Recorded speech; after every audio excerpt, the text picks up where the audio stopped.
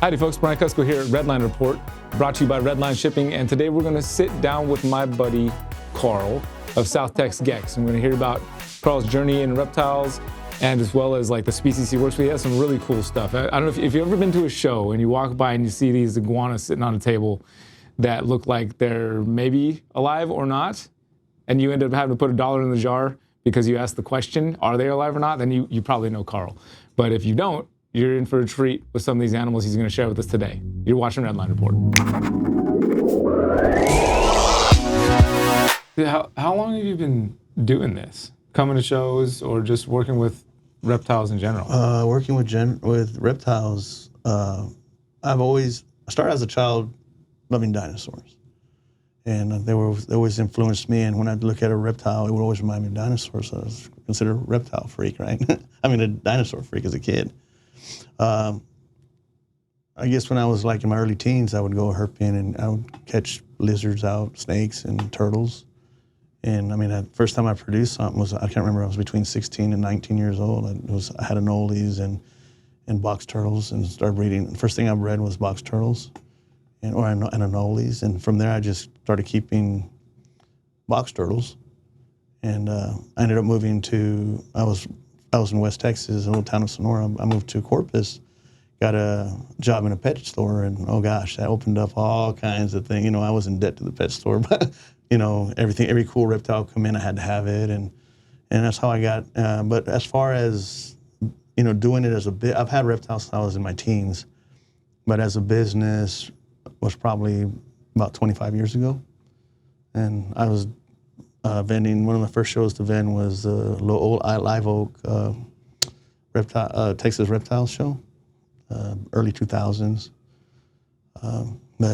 You know, it's just excel. I picked my species I liked, and I mean, it's a passion for me. You know, it's you know, it helps to, you know, and it was a supplemental income. You know, I just like doing, I can make money selling babies, you know, and it helped out with, you know, the bills. Eventually, it made more than in my job. Not that I had a job that made a lot of money, but it was like, I'd rather do this full time.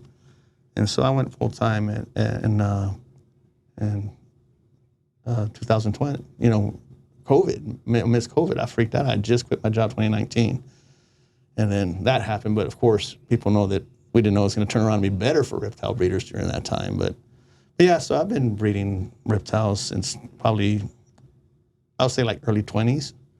I'm 54 now, so you know, I kept like my New Caledonian species because of ease of care, and I chose a species of spine-tailed iguanas, several species that are very underrated in the pet trade. People don't know much about them, and they're great and really cool. You know, if you want something that most people don't have, it's kind of new, kind of same care as bearded dragons, then it's the way to go. Now, why did you pick that, and like, how did you decide? Well, actually, back in the old kingsnake.com days, you know, I always liked iguanas too, because they look more like, they get big and like, you know, like dinosaurs. And so I saw something that was really flashy one time. That's bright yellow. And I saw banana pectinata back in probably early 2000s. And I got my first two back in 2005, 2006. It started there once I had them, and actually my first pectinata that I got in 2000, I can't remember if it was 2005 or 6, just died last year at 19 years old. Wow. And that was rough. It was the father to this guy. But yeah, I just saw something that I liked, and then I realized, there's different kinds, and started looking into them. And I've always liked stuff that's not common, you know, and that's what I'm known for. So I've never seen these. Well, you know, I try to get them out there because they're so underrated. I mean, you see them on my table. I didn't do that. That's their temperament naturally. You know, not in the wild, but when they're raised in captivity, where, you know, the first thing to see is me looking in the cage, like all excited. I got little babies, you know, they, you know, stick my hand in there and feed them, and so they have no reason to be scared. But even like the little babies, you know, they're very, very laid back. You know, they're not flighty. I mean, they can be. They are wary, but you know, for any other lizard, you stick your hand in there, you let it go, it's going to run off. But yeah, I love the species. They're great, and just can't say enough good things about them. Yeah, you want to pull that little baby out and just kind of. Yeah, so this is a hatchling, probably a few weeks old. This is how they start out. They hatch out green, I guess so that they can hide in the foliage when they first hatch out, when they're most vulnerable. And as they mature, like they're like Kelly green, like the color of a day gecko. But as they get older, they start getting little dark bands, turn brown, and then black, and then the yellow starts coming in. That happens within about the first year and a half. And then as they mature, the more the yellow comes out. You can see they're very tame. This guy's just a few weeks old. And see, he hasn't even hardly been handled at all, and it's just kind of like that. Yeah. I reach my hand in the tank, none of them move, and people are like, what are you doing to these guys? That's just the way they are. That's crazy. Like bearded dragons in another suit. Now, are they just like any other iguana as far as diet? No, they are omnivorous. They eat all kinds of insects. They're opportunistic, so anything that moves that they can overpower, they will eat. So they are omnivorous. I tell people their care is identical to bearded dragons. When they're younger, they need more protein, insects, and they eat some greens and flowers. And as they get older, you can give them more of the greens. That's as far as diet. What about temperature and stuff? They are from Mexico, northern Mexico, at the northwestern Mexico, where it's really hot and arid. So they are versatile. They inhabit forests, probably rocky outcroppings, or they're very versatile. So they're very forgiving. People ask me what kind of humidity. I don't know, just the humidity you're living at. Just put a basking spot of 100+ degrees, and they love to bask. Wow. It's pretty amazing. I mean, I just love at your table when you walk by, like.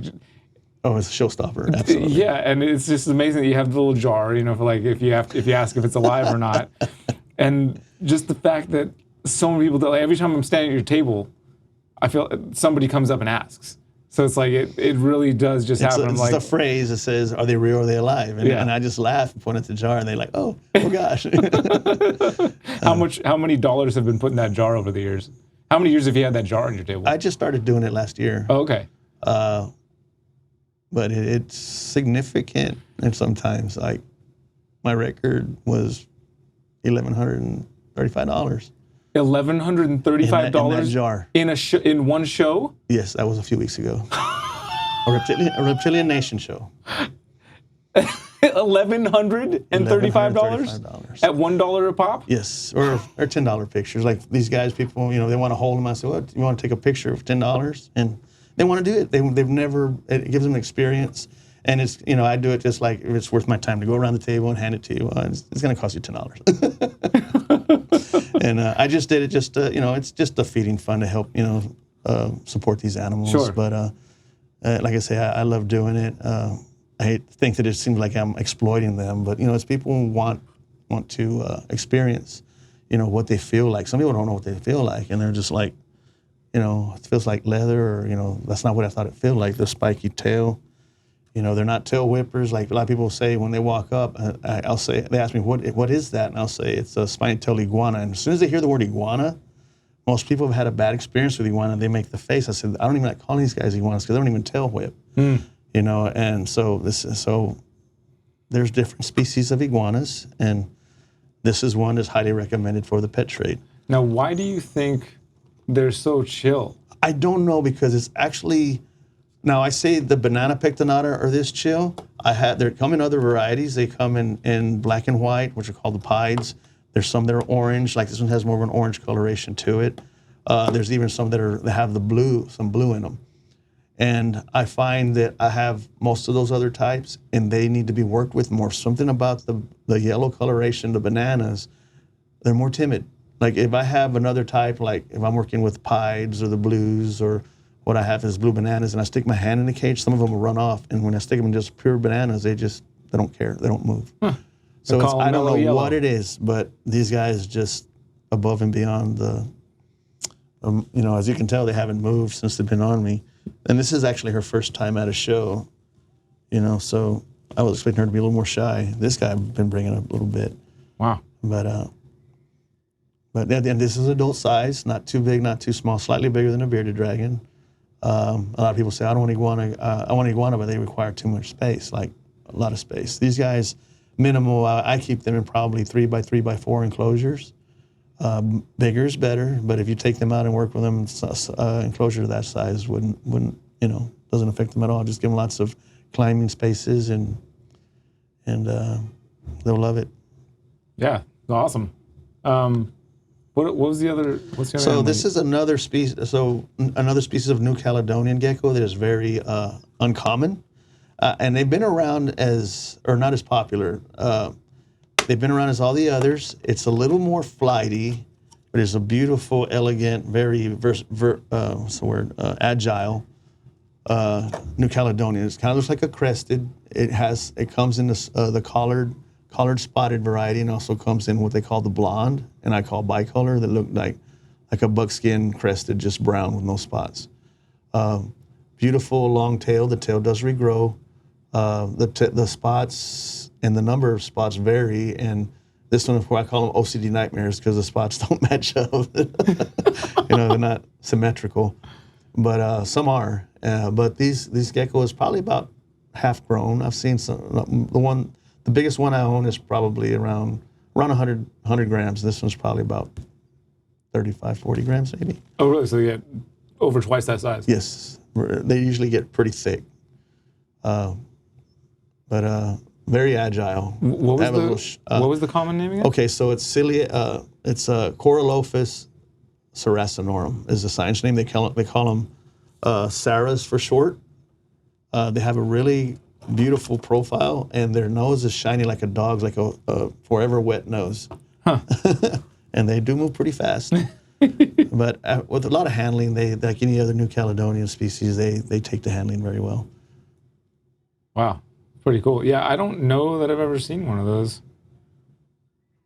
Or maybe it's just been on your table. They're not very common. I took on the project because down in Texas, a friend of mine gave me a pair, and I had heard of them, never had them before, and my intention was just to flip them.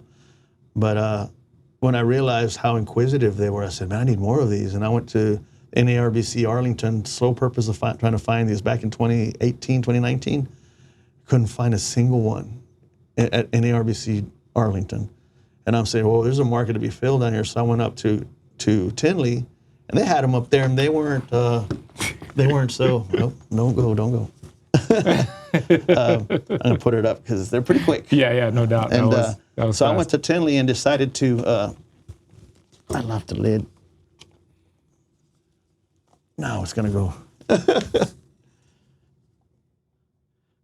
Come here, you. Hold on, guys. Hold on. Sorry about that. You're good. But so they love to move. They're more inquisitive. But anyway, so I went to Tinley and bought a bunch. Traded. They were being bred there and they weren't appreciated. So I was able to get a lot. And I was trading really nice Leachianas for them. People were looking at me funny. You want to trade that for this? I said, sure, man. I want those. And so I got a nice variety, and they have really cool. Well, like any species, there's a lot of variance, and a lot of people don't really look into the genetic, diversity in them. Like some have speckling. I call something that looks like a washout. Eye color, size of spots, color of spots, outline in black spots. Speckling. Anyway, there's a lot of little things that nobody's really looked into. I even had two animals that stood out. I should have brought one of those. And high contrast blonde, and I call them caramello because they look like chocolate and caramel. Almost black velvety background with a real nice orangey caramel color as pattern, and I named it Caramello Line. That's taken off. People are noticing that.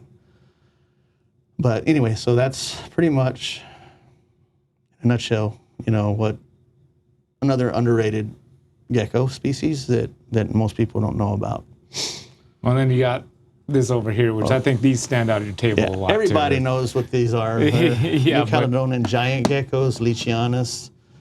This is one of my granite lines, high pattern, high coverage gecko, giant gecko. This is a line that I work with that, of course, has a lot of pattern and color. These guys are really cool, make really cool pets. What's really popular on these guys are the giants or the ones with a heavily pattern like this one. So you can see it's got a lot of pattern. Yeah. And some cool color too. It's just like the green and the pink and the deep brown shades. Right. And just so massive. For a gecko, yes. Yeah, for a gecko. I mean, they're so hefty. And just imagine these things inhabit the trees in New Caledonia. Just drives me. I mean, it's just amazing. Just to think they're out there wild. You know, we see them in cages and hold them, but they're actually out there in the wild. You know. Right.